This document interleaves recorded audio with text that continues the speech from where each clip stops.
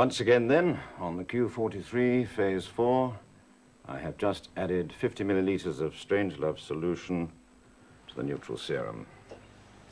But this time,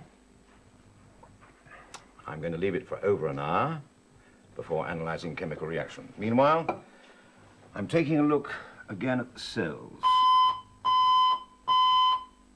The time is 3 p.m. and the A cells are now reacting far more than they...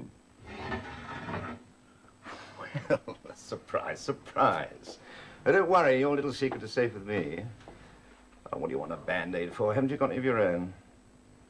Oh, yes. I suppose everyone knows about that now.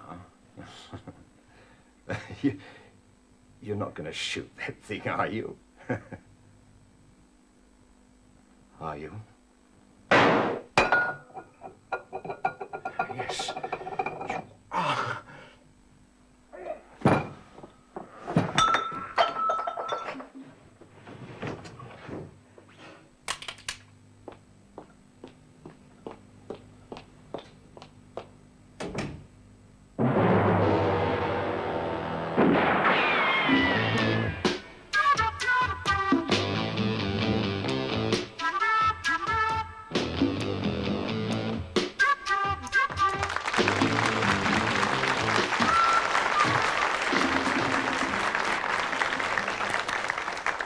You've just seen a top British scientist cut off in the prime of his formula, which can be very painful.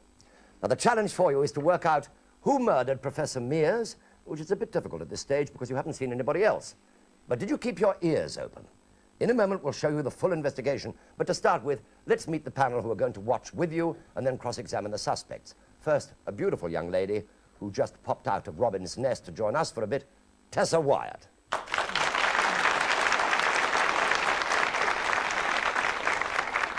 And who better to solve a scientist's murder than another scientist, Dr. Magnus Pike.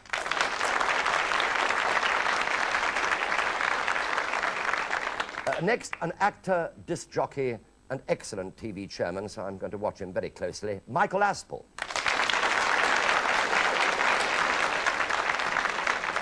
And this week, our TV Times competition winner comes from Purbrook, Ian McIver.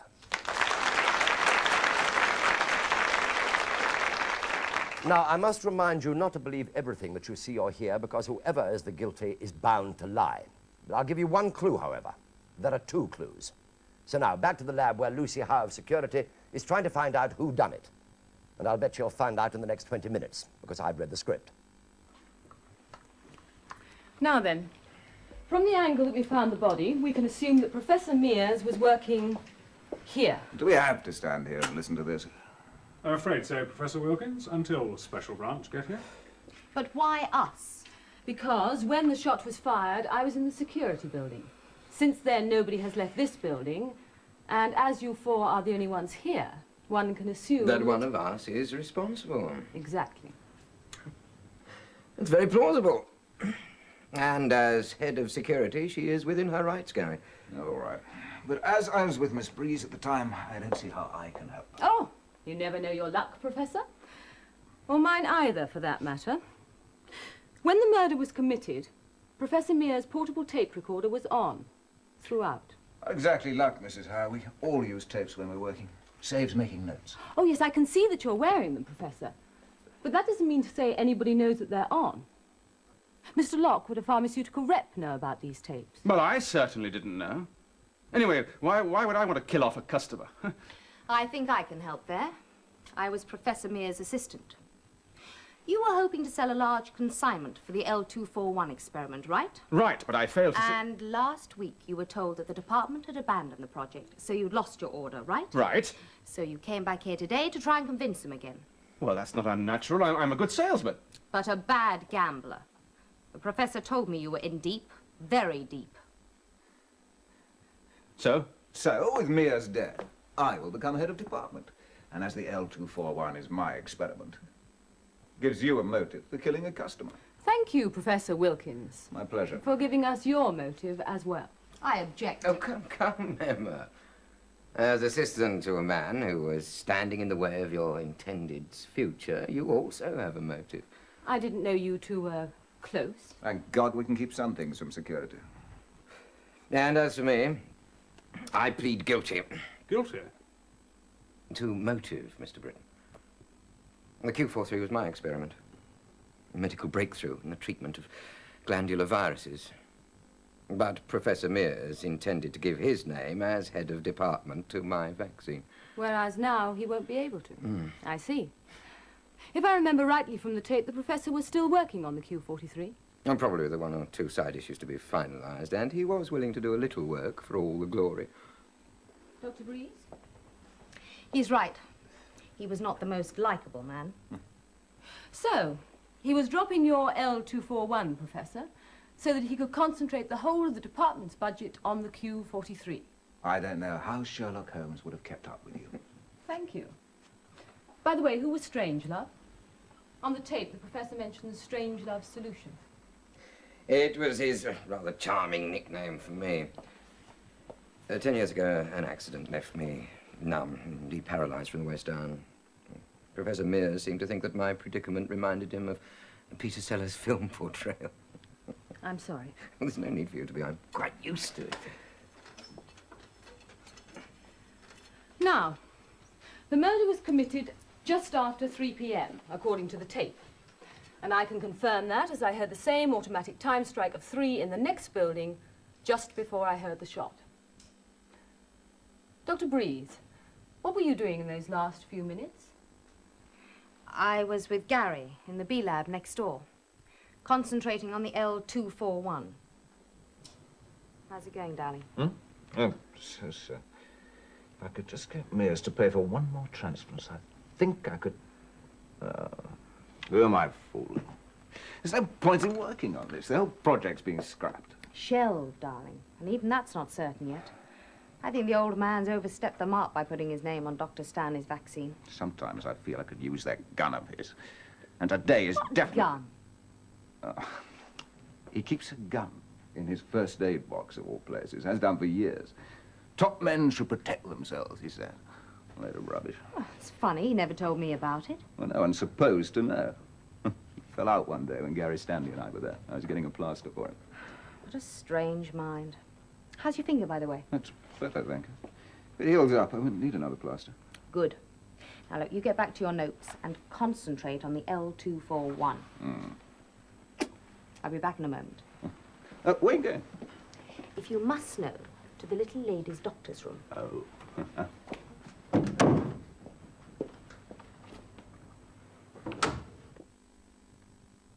And I was still in there when the 3 o'clock bip sounded. And this is where you were? Yes. But that's the gents. B-lab secret. There's no ladies in this building, so I use this one and lock the door. Tell me, Dr. Breeze, do you normally carry such a large handbag?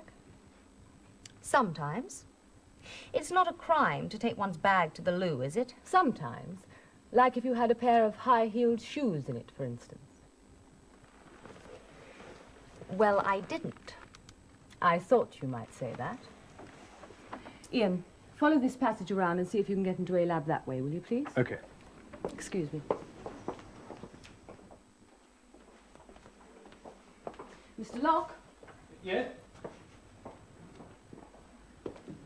Is this where you were waiting for the professor? Yes, I was reading a magazine. Show me. Show you? Oh, yes, of course. Yes, well, first at about 2:45, I was sitting like this. And then I got a bit impatient, so I stretched my legs. Stretched your legs? Well, only in this area. Oh, I see. When was that? Oh, about 2:50, give or take a minute. And then I turned around like this, because of the light. So, for 10 minutes before 3 p.m., you were facing this passage. Mm-hmm. Did you see anyone pass by at all? No, and I could easily have done, because I was looking out for anyone to convince... Oh, yes, I'm sure you were, Mr. Locke. The only trouble is that nobody saw you either. So we'll just have to take your word for it, won't we? Yes, it's possible to go round. Now we're getting somewhere. What's this tape recorder doing here? Is it yours, Mr. Locke? No, it looks like one of the lab recorders. Yes. It does look like one, doesn't it? Ian, play this back in a minute, will you? Will you come through here, please? Go and stand behind where the professor was. Right.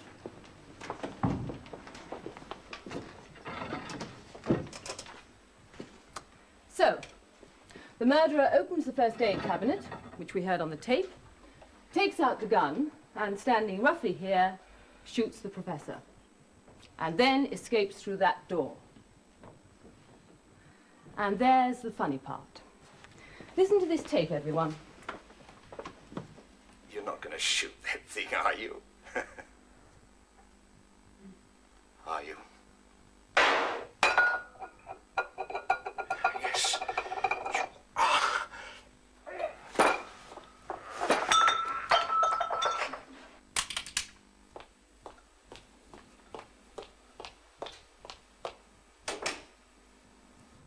There. What do you make of those footsteps? Ladies' high heels, surely. Right, Ian, but too many of them. Too many of them, that is, if Mr. Locke is telling the truth.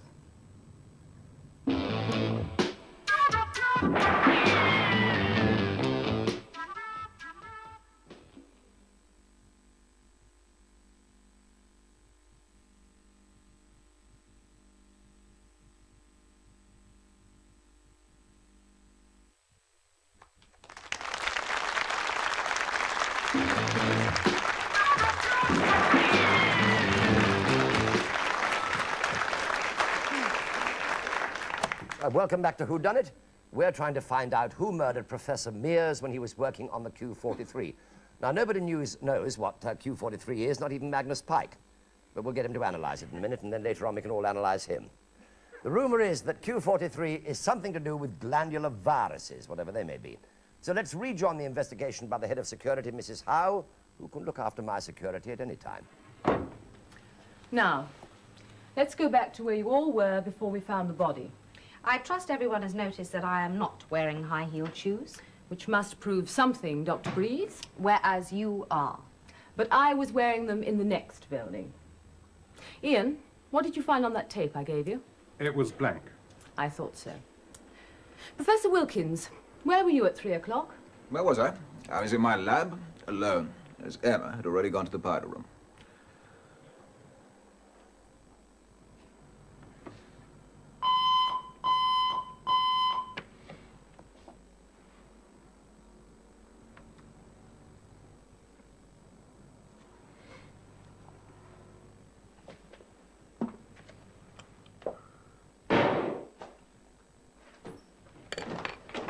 Open the door! Open the door! What's going on? What was that, I came from in there, but the door's locked. Well, break it down, here. Good God. What happened? Somebody shot me, as after all. If you remember, Mrs. Howe, you were the last to arrive on the scene. Why wasn't Mr. Britton with you, by the way? I was alerting the gates by telephone. Standard procedure. I know a gunshot when I hear one. Now, Dr. Stanley, where were you all this time? Oh, well, I can't corroborate it, I'm afraid. But Excuse me, there's a terrible draft here. Yes. Yes, there is. Do you find that has any particular significance? Well, for one thing, there's enough space underneath for the old key trick. Oh, you mean push the key out of the keyhole on the other side of the door, it falls onto a piece of paper, and you pull the paper back under the door. Exactly. That's one way of getting the key onto your side of the door. Yeah, well, don't look at me. Oh, I'm not, Mr. Locke. I was merely pointing out what was possible. And the key has disappeared. Excuse me. Go on, Doctor. Yes, I was working in my own lab at the back of the building. I can't prove it, but, well, in order to have got in here, I would have had to have passed Mr. Locke, wouldn't I? Yes, and you couldn't have, which is the same as proof. Did you know about the gun? Oh, yes, Gary Wilkins found it some weeks ago when he went to get me a Band-Aid. Thank you for confirming my version, Gary. It's a pleasure, Gary. Although, there was one thing different today. There were 2 extra bullets on the top shelf. That was this morning when I came to see Professor Mears. I don't know what you're panicking about, Stanley. As head of the department, I can assure you that your work will get full credit on the Q43. Yes. That's what the head of department in Toronto said to the real discoverers of insulin, but somehow or other his name appeared on the findings. Oh, come on now. Just because somebody in the past got a bit vain, there's no need to imply that. Blast these interruptions. Mears. Now, look here, Britton. I'm not going to have my work interrupted by your stupid little security checks. Now. Oh. All right, then. All right. Well, what a waste of good time. You better make it, yeah, make it about 3 o'clock. Really. Cut my finger. I didn't tell you to come in. I will be a moment. Oh, dear God. All right, be my guest. Just help yourself. Thank you, I will. What was all that about? What? The phone. Oh, that was Britton, the security man. He gets a bit too eager for me, and I don't like him messing about in my laboratory when I'm not here. What harm could he possibly do? Oh, my poor, naive Stanley. Look, don't you realize that if somebody gets hold of my notes and my tape recordings, they could quite easily sell the Q43 to somebody else? It's hardly likely with one of our own security. Perhaps not, but stranger things have been known to happen. Gary, how long is a moment when all you're supposed to be doing is getting a Band-Aid? I was merely finding the right size. I see you've got some spare bullets now. You getting the wind up, Adrian? How many intruders are you expecting? Well, just mind your own business, will you? And please, no more interruptions. Now, look, if your life is no longer in danger, perhaps you two would leave me alone to get on with some work. All right? And I'm quite sure that Her Majesty's government will be not too displeased if you get on with some as well.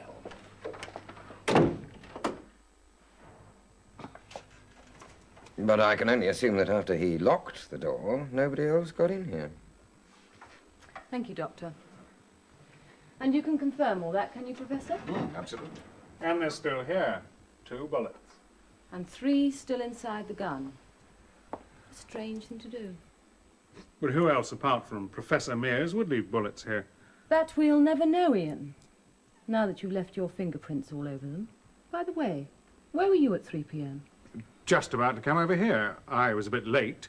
I was in G Block when I heard the shot. I phoned the gates and ran over here. Well, I do wish the special branch would hurry up and get here. I'm getting a little tired of all this amateur stuff. Oh, I think we're professional enough for you lot, Dr. Breeze.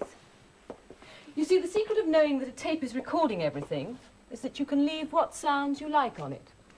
Nobody can actually see what you're doing or how you do it.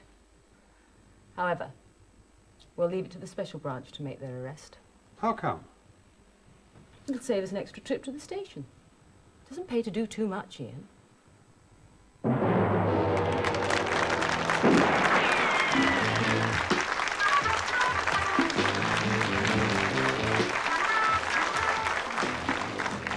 Well, there we are then. Mrs. Howe reckons she's solved the murder of Professor Mears, but the secret of Q43 will probably never be revealed. Now then, panel, before you start questioning the suspects, is there any part of the action that you'd like to see again? Magnus, what would you like to see? Yes, I'd like to have the very first bit when Professor Mears was getting shot. Right? Yes, Tessa. I think I'd like to see the bit where Emma Breeze was talking to Professor Wilkins just before she went to the gents' loo. Mm-hmm. Ian?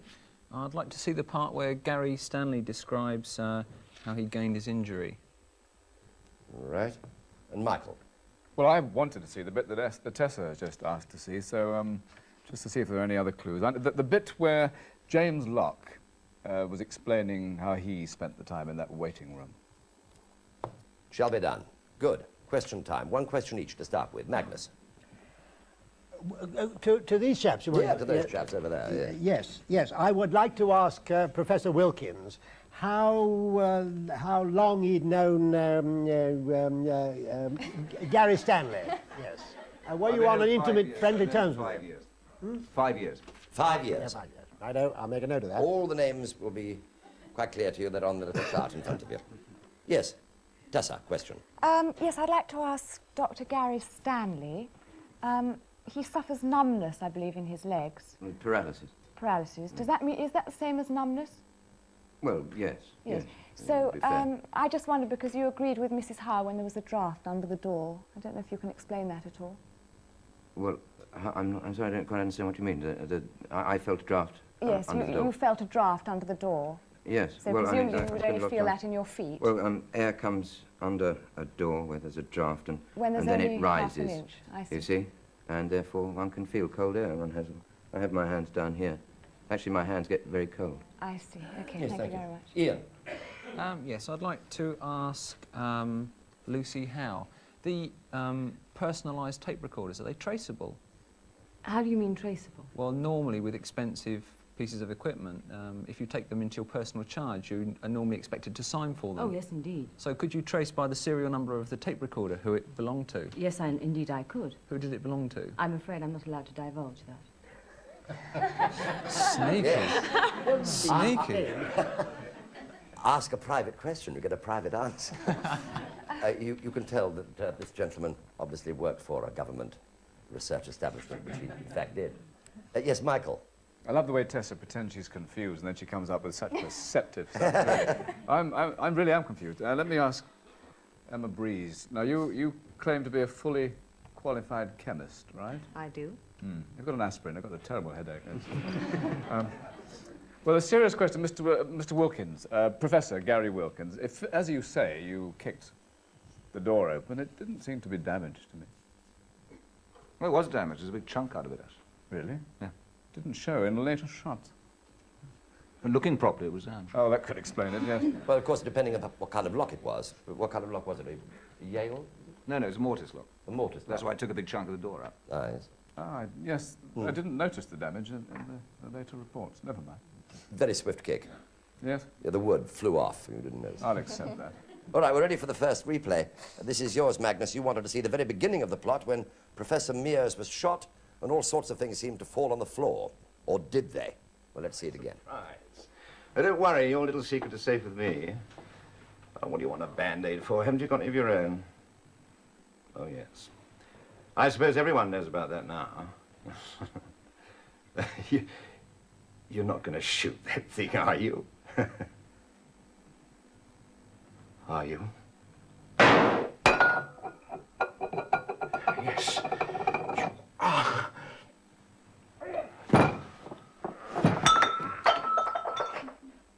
Yes. Does that help? Are you assisted at all? Do you want to ask any questions about that? No? Well, I was making a note of that because it was the sound of that I think is important. Because I have a hypothesis. Have you? Yes. I assure you that can be very, very painful. Yes, go on. Can I have a go at Mr. Locke? Yes, of course, you can have a go at anybody. Oh, yes. Now, let me see. Now, Mr. Locke, where are you? I'm here. I'm Yes, standing thank you very I'm much. sitting right here. How friendly are you with Dr. Stanley? I don't like him at all. Now, how long have you known him? I'd say about, on and off, about 2.5 years. Oh, I see. Yes. Now, when you were sitting in the waiting room, Yes. was the door open or shut as you were sitting? Shut. Oh, it was shut. Oh, good. I hoped it was shut. Now, when you were sitting there, you didn't see anyone going along the corridor, did you? No. No, but did you just happen to see the top of somebody's head going along the corridor? No. You didn't? No. You sure you were watching? Just Well, a hair? No, or I two? wasn't really watching because I was sort That's what I wanted to elicit. Yes. Yes. Thank you very much indeed. Yes, Michael. Oh, ready? Sorry. Here comes the next buzzer. This is for you, Ian. You wanted to see Mrs. Howe asking Dr. Stanley why he was nicknamed Strangelove and how he got the leg injury which has confined him to the wheelchair. Thank you. By the way, who was Strangelove? On the tape, the professor mentioned the Strangelove solution. It was his rather charming nickname for me. 10 years ago, an accident left me numb and deparalyzed from the waist down. Professor Mears seemed to think that my predicament reminded him of Peter Sellers' film portrayal. I'm sorry. Yes, of course, I said leg. I meant legs. He was paralysed from the waist down, both of them. Yes, Ian. Fine. Yeah, I'd like to ask Mr. Stanley, you seem to be a very, very well-balanced person for someone who's had such an unfortunate accident. Oh, thank you. That's the way he sits, isn't it? And yet, Mears used to call you Strangelove, and if I remember the film correctly, he wasn't very balanced at all. No, I just think it was a very bad joke on Professor Mears' part. I mean, there's nothing about me that's like Strangelove at all. At all. Yes, very interesting. Thank you. Yes. Michael. Oh, yeah, well, I was thinking the perfect murder, really. Incidentally, I thought at first this was not a shooting at all. It was more of a poisoning, because there wasn't much blood about, was there? And explosive poison. Yes. That's an interesting one. Again, Gary Wilkins, you... can I ask a question? Yes, of course. Gary Wilkins. You were working on L241, weren't you? Mm. What happened to the other 240? See, what I'm saying is it was probably a failure for the whole time. That makes me suspect slightly. Was that a buzz? Yeah, that's a buzz. Good. Yes. This is Tessa Wyatt. You asked for the scene where Dr. Breeze is talking to Professor Wilkins in B lab before she goes out to the gents' loo, of all places. Yeah. Here it is. Stanley's vaccine. Sometimes I feel I could use that gun of his. And today is definitely... Gun? He keeps a gun in his first aid box, of all places, has done for years. Top men should protect themselves, he said. A load of rubbish. Well, it's funny, he never told me about it. Well, no one's supposed to know. He fell out one day when Gary Stanley and I were there. Anything to say? Nope. Nothing at all? Yes, but not to do with that. That doesn't help me a Well, bit, that doesn't actually. matter. Have a go at something else. OK, I'd like to ask Ian Britton a question, please. Can you tell me exactly where is G Block and how do you get to it? Ian. Excuse me? Sorry? Mr. Britton. Mr. Britton. Sorry, yeah. I'm so sorry. Am I keeping you up? Could you tell me where G Block is, please? Ah, G. Now, you go straight down the corridor, turn left, up the stairs, past the canteen, into A block. No, Ian, it's not A block, darling. Yes, it is. No, Darling. what part of... Darling. Yes, there's a clue What there. side of the canteen are you on? We're on the right-hand side of the canteen. Then you're going to go into J block. No, that's F block, if you don't mind. J block. J block, J block, you don't have a J block. Hold on, in the port, please. Let's not get Pass. out of control, yeah.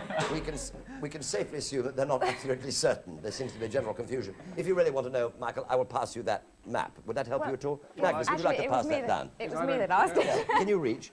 Pass that down to Michael so we can have a look at that and then he can come to the question. No, I wanted to know. Oh, you wanted to know. I I'm wanted sorry, to know. Tessa, But there you I'd are. rather know where Dr. Stanley's lab is, if you can tell me quite quickly. That is in fact in F block. That's in F block. Yes. OK, well, I'm not going to ask you where it is. And F block is not on that chart either. No. I didn't know he was going to say that. All right. But apparently, I've just heard that we have a J block. I didn't even know we had a J block. We are not allowed in there anyway. Right. That's the buzzer for Mike Aspel's replay. You asked for the bit where Locke is trying to explain to Mrs. Howe what he was doing in the passageway between the labs just before 3 o'clock. Here it is. Is this where you were waiting for the professor? Yes, I was reading a magazine. Show me. Show you? Oh, yes, of course. Yes, well, first at about 2:45, I was sitting like this. And then I got a bit impatient, so I stretched my legs. Stretched your legs? Well, only in this area. That was more productive than I thought it was going to be, because I only asked for it out of desperation. But Lucy asked James Locke to show, she said, show me. And I thought she was going to say, show me the magazine. Tell me, Mr. Locke, about this magazine that you were reading. What kind of magazine was it? Country Life. That's not true, because I saw a shot of it at another bit later on in that thing, and it was a girly magazine. You cannot deny that. Well, I failed to see any... Well, the connection is that if you were looking at a girly magazine, no wonder you didn't see anybody pass by. I'm sorry, Mr. Aspel, in any case, I mean, there are girls in the country, are there not? What? Plenty of girlies in the country. I mean, What, jodhpurs? It depends what turns you on, I suppose. Emma, have you got a Whips, tank yes? Yes, Yes, questions. Yes, Ian? No. Magnus? Yes, Tessa? I'd like to ask Mrs. Howe, actually. Why did you send Ian Britton round the other way to A lab? I mean, what significance was that going to have? Well, one of the things we're taught when we first come to security is that it's far cleverer to pretend you don't know something and glean from the reactions of the people around you than if you know something. So I just wanted to let Dr. Breeze think that I didn't know the layout of the building. Of course, I knew you could get into A lab that way. Oh, I see. Okay. Yes, thank you. Magnus. I want to ask Dr. Breeze a question about her late boss. I'm a bit disturbed as a taxpayer, because this was a government research laboratory, about the proficiency of Professor Mears. He said, now we're going to add 50 millilitres, or did you say 50 cc's? 50 millilitres, he said, and he had this beaker, and he didn't pour it all in. Now, this shows scientific and technological incompetence, doesn't it? Was he any good at science? Well, very good at science, very good indeed. But how did he measure out the 50 millilitres then out of a beaker when he didn't have the whole, he only poured and left a little in the bottom? Well, I can only answer whenever I was in the laboratory with him, he always was purely professional. Maybe the fact that I wasn't there. Perhaps the fact that he was on the television made him nervous. Or perhaps the fact that he didn't put the right measure in. Or perhaps the fact that his judgment was so superb that there was a little more than the right amount of millilitres, and so he just left a little gash in the bottom. Yes, Michael. Looked like green chartreuse to me, anyway. That would kill. Yes, I have all kinds of theories on this. I'm sure I know who did it. You did? Well, shut up then. Yes, quite. It's Tessa. Mr. Britton, why were you coming to see Mears? At 3 o'clock, you were coming to see Mears. Can you tell me why? And can you also tell me why you were late? There's a standard security check. We check every laboratory once a week, that's all. Yes, but why were you late? Oh, well, I needed a refill for my bio, actually, and they were locked in the safe, and the keys to the safe were locked in the desk, and I didn't know where the key to the desk was. Thank you very much indeed. Can I ask a question also? No, I'm afraid you can't, because time, sadly, is up. The end of question time. Right, panel, and I'd like you to write down who you thought done it and any clues that you may have spotted. Meanwhile, for any of you at home who are still mystified by the Q43 going up and the L241 going down, here is a special clue for you. Oh, well, I can't corroborate it, I'm afraid. But Excuse me, there's a terrible draft here. Yes. Yes, there is. Do you find that has any particular significance? Well, for one thing, there's enough space underneath for the old key trick. Which just goes to prove that she wasn't called Dr. Breeze for nothing. All right, let's have your cards. Michael, can I have your card, please? Thank you. Yes, Ian, thank you. Thank you. Magnus. Thank you very much indeed. I now have the cards in my custody, so nobody can change their minds. Magnus, let's have it. Who done it and why, please? Well, I can tell you who done it. Good. It was a two-man job. It was Dr. Stanley who shot him from the wheelchair, but he was in collaboration with Professor Wilkins. And the clue is that when Dr. Stanley had to get out, he went motoring out in his wheelchair, and he was too low, so the salesman chap, who didn't see him as the top of his head went by underneath the wainscot thing. And the reason they did it was that they wanted, this fellow who shot Mears was promoting the Q43 instead of the Q42, and the tape machine was entirely a made-up job by, Professor Whatnot. Thank you very much indeed. To incriminate his girlfriend, of whom he got tired. Yes. Oh, I see. Aha. Right, yes. Well, he can go on a bit longer if he likes, because I've gotten a total muddle. I actually thought it was Gary Stanley as well, but I thought he was in cahoots with Emma Breeze. I haven't got the faintest idea why, but I suppose it was something to do with the sound of the shoes. Also, I mean, it was so obvious, because he couldn't possibly feel a draft if he had paralysis in his legs, and he said his hands were down there, but they weren't, because he was very nervous and he was smoking the whole time with his hands up here. And he only did it because it was his experiment anyway, and that's all I know. Good, that'll do, I think. Yes, Ian. Gary Stanley did it. He was able to stand up. He could feel the draft. He's obviously not as paralysed as he makes out. And he was afraid of losing credit for the formula. And although there were very, very noisy footsteps leaving the laboratory, in the early clip there were no footsteps at all coming in. He arrived in the wheelchair and dubbed footsteps on to cover up his leaving. Thank you very much indeed. Michael Aspel. That was really erudite, wasn't it? What gave it to me very early on was the fact that... who was it? Oh, Gary Stanley. Oh, it yes, was. Gary Stanley, because Professor Mears looked down. It was his eye level that gave it away. He said, "We all know your little secret." And I assume that meant about the limbs, you see, that they did in fact work. At least that's what I hope he was talking about. And everything that everyone else has said corroborates it entirely. You didn't hear a door open at the beginning. He was there. You heard the slide of the door. He knew about the gun because Wilkins told him. and everything else ties in absolutely. And the recorder clicked. You heard a recorder click at the end of the shot, which was the tape recording which Stanley had made with all the sound effects on it. And, of course, you didn't hear the sound because he was in there already. Pretty cunning, eh? Oh, very, yes. Very interesting. Yes, well, now we've heard that little lot. Let's find out if they're right. Will the real whodunit, or dunnits, stand up, please?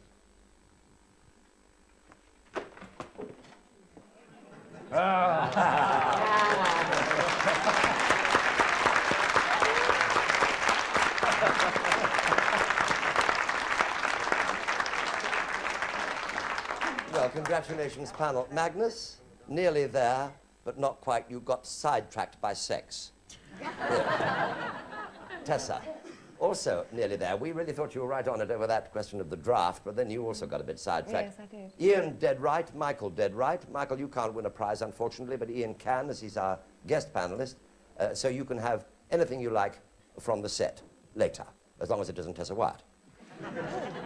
Thank you very much indeed. Many congratulations, all of you. A round of applause, a little whistle.